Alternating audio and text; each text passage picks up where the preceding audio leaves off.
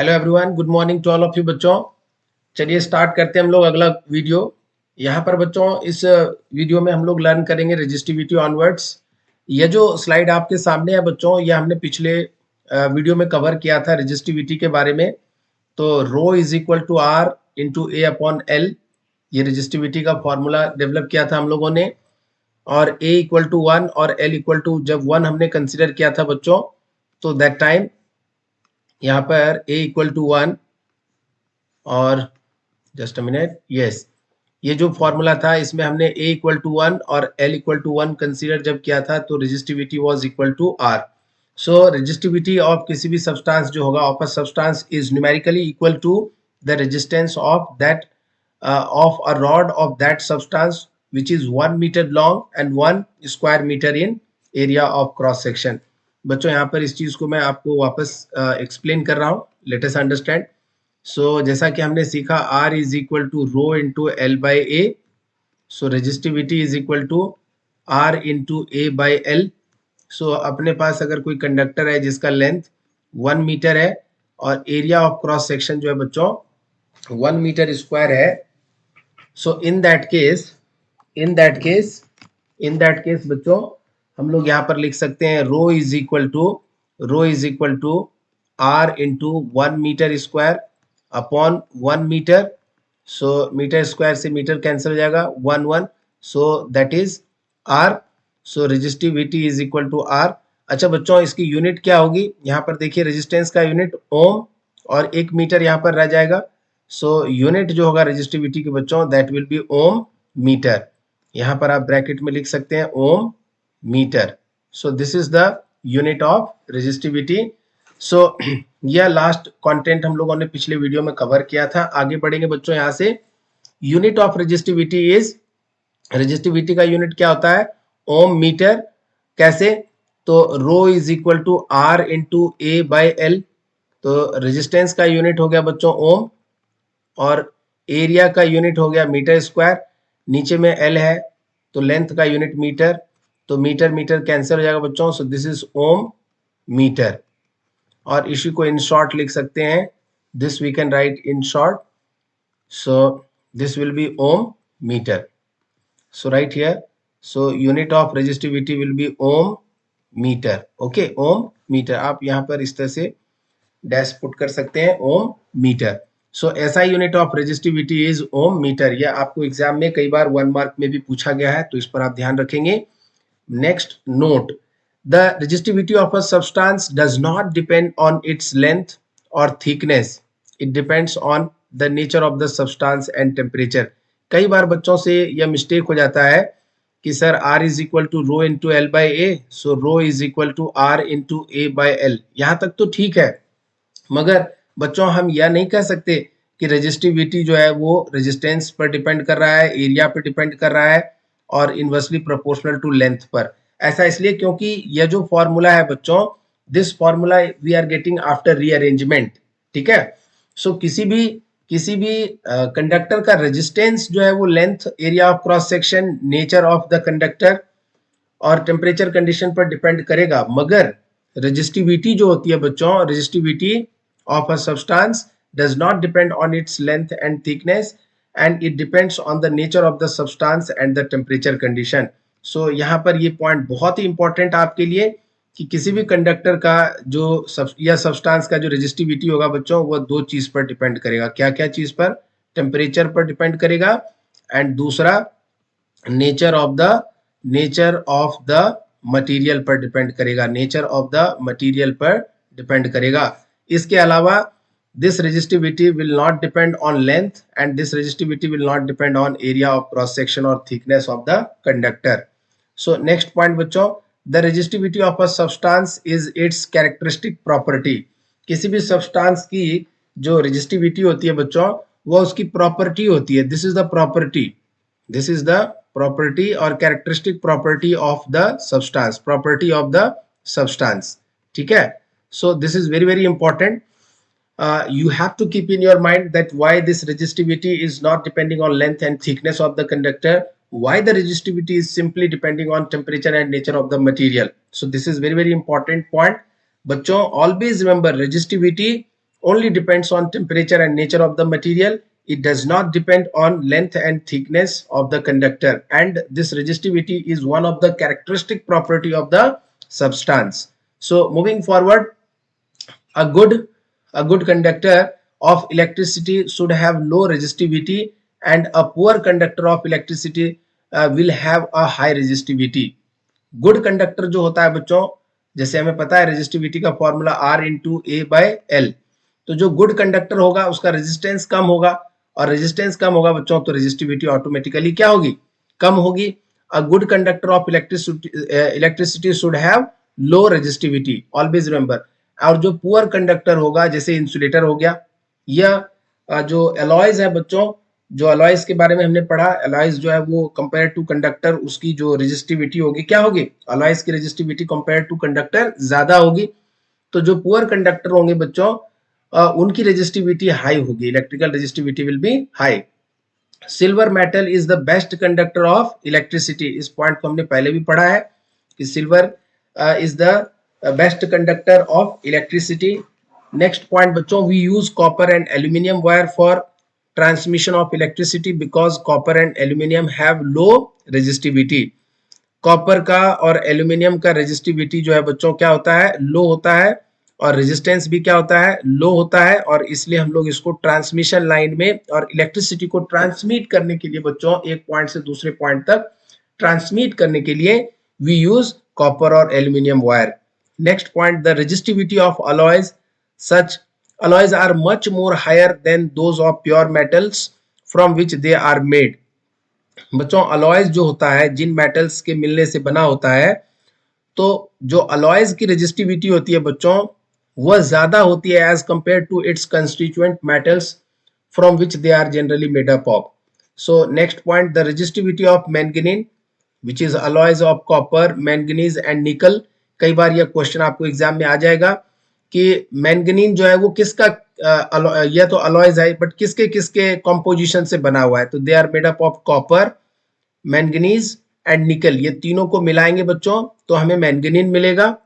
सो manganin का resistivity जो होता है बच्चों, this is around 25 times more than that of copper, and the resistivity of constantan which is an alloy and made up of copper nickel is about 30 times more than that of copper metal. So यहाँ पर resistivity अगर हम लोग comparison करें बच्चों, तो resistivity of manganin जो है, manganin is around 25 times the resistivity of copper, and resistivity of constantan is around 30. How much? It is around 30 times. It is around 30 times resistivity of copper. So बच्चों ये जो alloys हैं, constantan किसका किसका alloys है बच्चों, copper plus निकल का है, और मैंगनीन किसका, manganin is an alloy of composition copper plus manganese Mn plus निकल. तो ये तीनों को मिलकर के बच्चों मैंगनीन बन रहा है, और ये दोनों के कंपोजिशन से कॉन्स्टेंटन बन रहा है. मैंगनीन की रेजिस्टिविटी अराउंड 25 टाइम्स होती है कॉपर की रेजिस्टिविटी की, और कॉन्स्टेंटन की resistivity around 30 times of copper resistivity. So ये सारे जो अलॉयज है बच्चों, manganin, constantan, they are having higher value of resistivity, और हायर वैल्यू ऑफ रेजिस्टिविटी होने के कारण बच्चों इनका रेजिस्टेंस भी क्या होगा, they will have high resistance, they are high resistance. ये इनके रेजिस्टेंस की वैल्यू क्या होगी बच्चों, high. So they have high resistance. Moving forward, it is due to their high resistivity that manganese and constantan alloys are used to make resistance wires or resistors used in electronic appliance to reduce the current in an electrical circuit.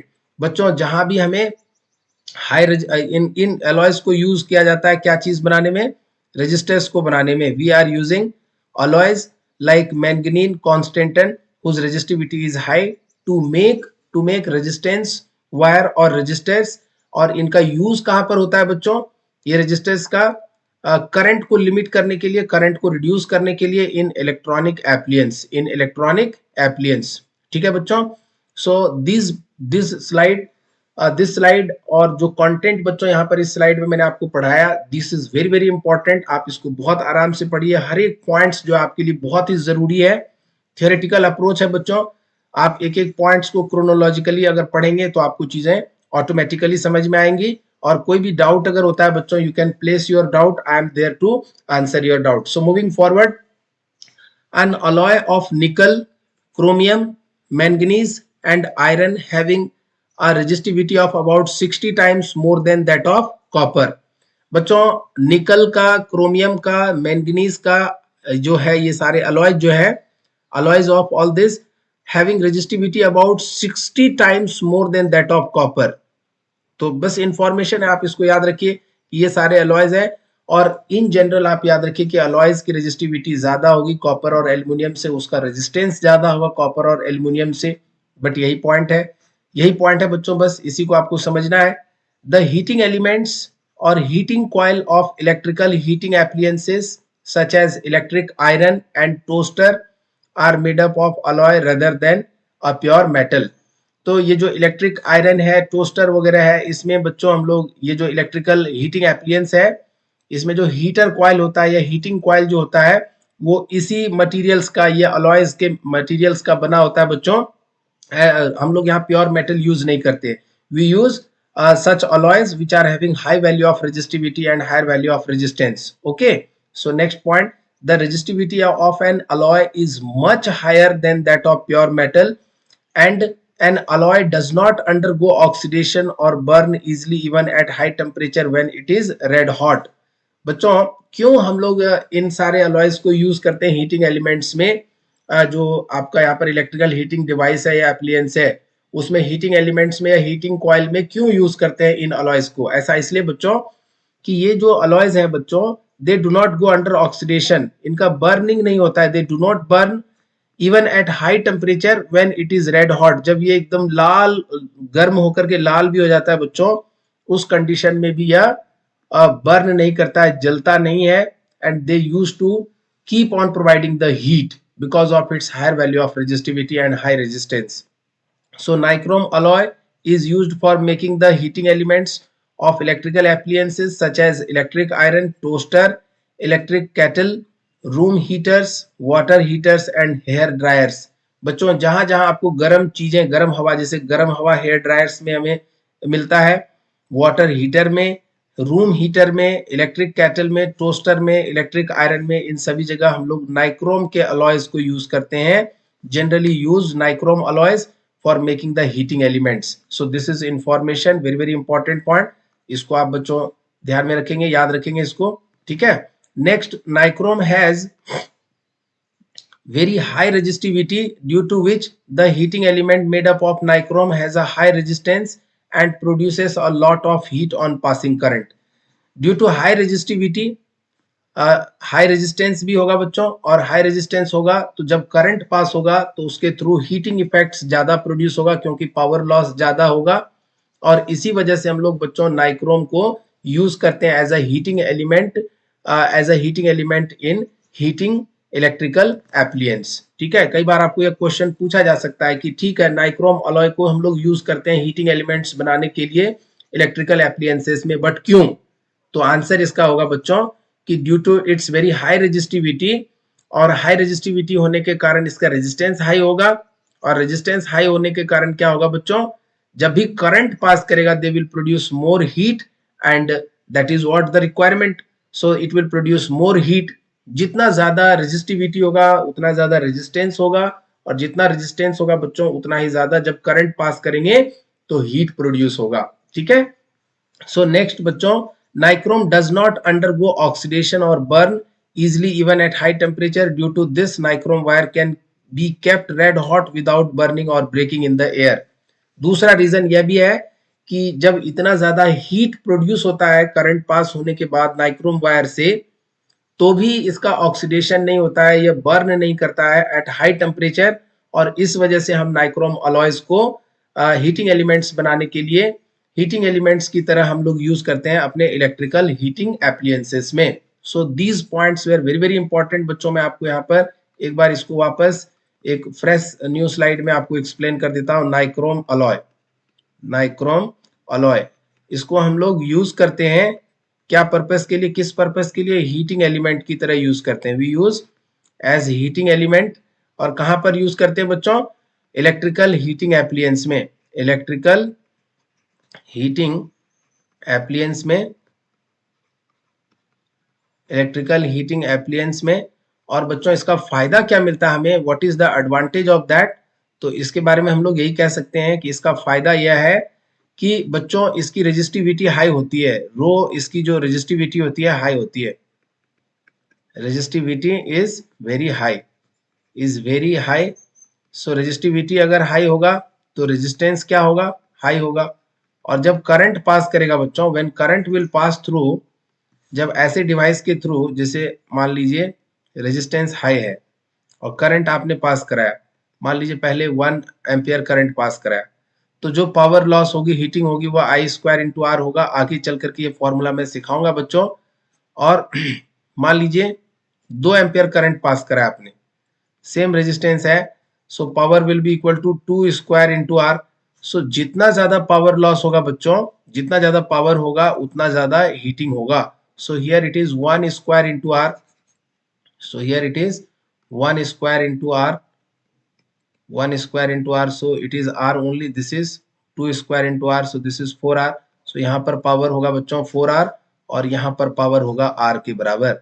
so जितना ज्यादा आप heat करेंगे इसको उतना ज्यादा आपको advantage मिलेगा, sorry जितना ज्यादा करंट इंक्रीज होगा बच्चों, करंट इंक्रीज होगा तो उतना ज्यादा पावर लॉस होगा, और उतना पावर लॉस होगा तो उतना ही हीटिंग होगा, और जितना हीटिंग होगा बच्चों उतनी हमारा उतने हमारा वो जो डिवाइस है हीटिंग पर्पस में जो है सटीक बैठेगा, that will be more appropriate, yes और नो। सो और एक और फायदा यह है कि इसको अगर हम यूज कर रहे हैं तो इसको यूज करने से इसका ऑक्सीडेशन नहीं होता, यह बर्न नहीं करता है, दे does not burn even at high temperature, burn at high temperature.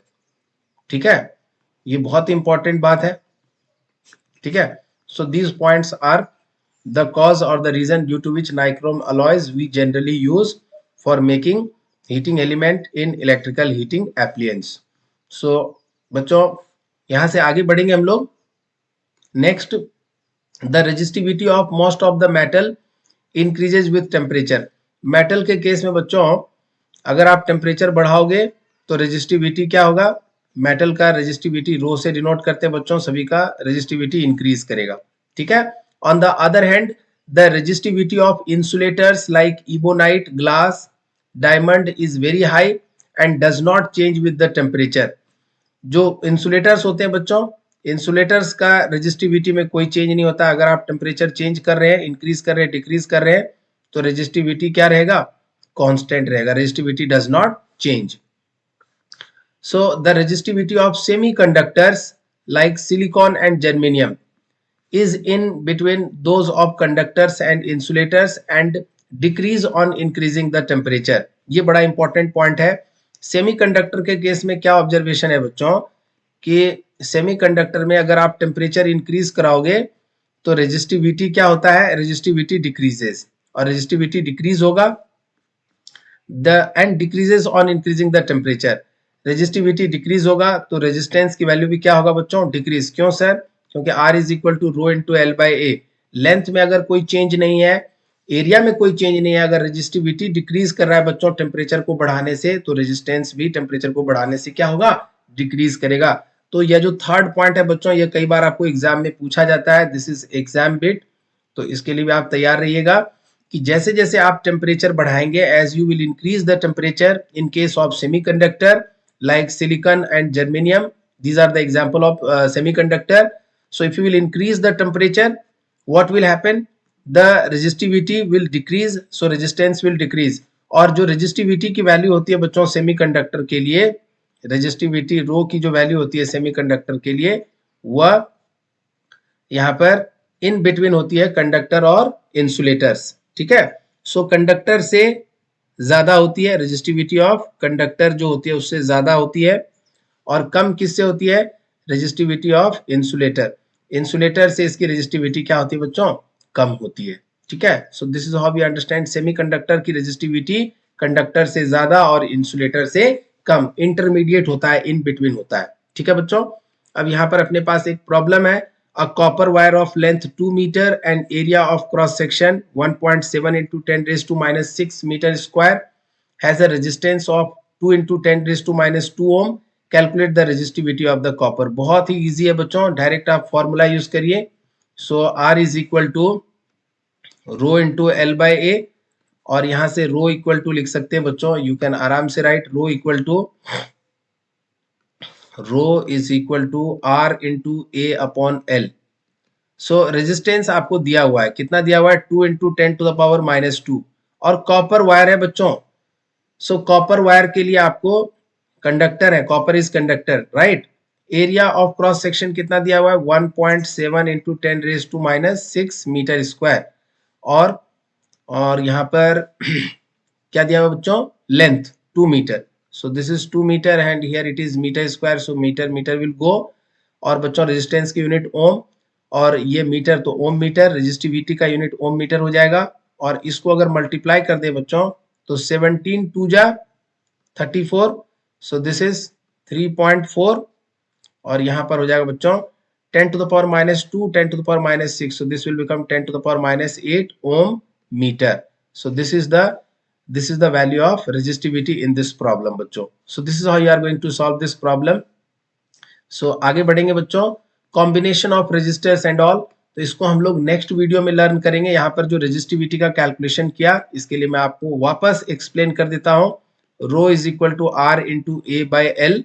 Sir R की वैल्यू कितनी थी, so it was given in the problem बच्चों, you can check it where it is. So R was given to you, so resistance was given to you 2 into 10⁻⁻², so 2 into 10⁻⁻², area of cross section दिया हुआ है, कितना है बच्चों, 1.7 into 10⁻1.7 into 10⁻⁻⁶, and length is how much, 2 meter, so length is 2 meter and here it is meter square। 1 metre cancel हो गया, यहां से बच्चों 2 कैंसिल हो जाएगा, so this is 1.7 into 10⁻⁻8 ohm meter, so this is the value of resistivity। हम लोगों ने यहाँ पर बच्चों ये 2 कैंसिल नहीं कराया था इसमें, तो 2 कैंसिल करा देंगे, so this will not become या फिर यहाँ पर बाद में 2 कैंसिल कराएंगे तो फाइनली इतना ही आ जाएगा, 1.7 into 10⁻⁸ ओम मीटर। ठीक है, यहाँ पर ये 2 का कैंसिलेशन नहीं कराया था हम लोगों ने, so therefore we have done this one more time, so follow this one, this is very very important बच्चों। So rho is equal to 1.7 into 10⁻⁸ ohm metre. So value यहाँ पे 2 कैंसिल हो गया, 10⁻⁻², 10⁻⁻⁶, will become 10⁻⁸, and this is 1.7, so 1.7 into 10⁻⁻8 ohm meter। unit of resistivity क्या होती है बच्चों, ohm meter। so I hope यह कॉन्सेप्ट आपको यहाँ पर क्लियर है। so इससे आगे हम लोग पढ़ेंगे बच्चों अगले वीडियो में combination of resistance and all. So ये जो अपकमिंग स्लाइड है बच्चों, इसको हम लोग नेक्स्ट वीडियो में पढ़ेंगे। इस वीडियो में इतना ही, बट वीडियो एंड होने से पहले अगेन मैं एक बार आपको कहना चाहूंगा कि जो भी बातें हैं, जो भी चीजें आप यहाँ पर पढ़ रहे हैं, उसको आप प्रॉपरली अपने कॉपी में नोट करिए। आपको कहीं और से पढ़ने की कोई जरूरत नहीं पड़ेगी बच्चों, this will be more than sufficient. और उसके बाद मैं जैसे चैप्टर कंप्लीट होता है, I will take the previous year question paper, जो लास्ट सीबीएसई के ईयर्स में क्वेश्चंस आए हुए हैं बच्चों 10th क्लास का, जो इसी टॉपिक्स के क्वेश्चंस होंगे वो भी मैं आपके साथ डिस्कस करूंगा, तो आपके लिए चीजों को समझना और भी सरल होगा। एंड आप आराम से अगर अच्छे से पढ़ेंगे बच्चों तो अच्छे परसेंटेज, अच्छे मार्क्स आपको मिलेंगे। यहाँ पर आप वीडियो को देखते रहिए और चीजों को समझते रहिए और अच्छे से नोट करते रहिए। इस वीडियो में इतना ही, मिलते हैं अगले वीडियो में। Thank you to all.